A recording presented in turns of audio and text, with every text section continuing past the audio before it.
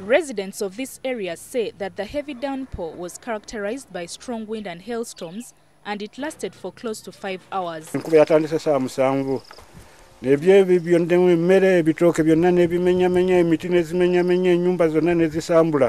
most affected areas are Bududa Town Council, Bududa Sub-County and Namashetei Sub-County. Over 700 households have been affected, and crops including cassava, banana plantations, beans and maize have been destroyed.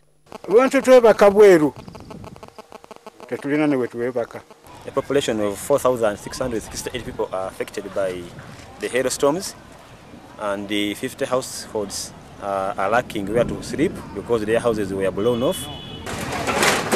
District officials are now calling on government to come to the rescue of these people. This is the second time within this season that heavy rains and hailstorms are affecting Bududa district.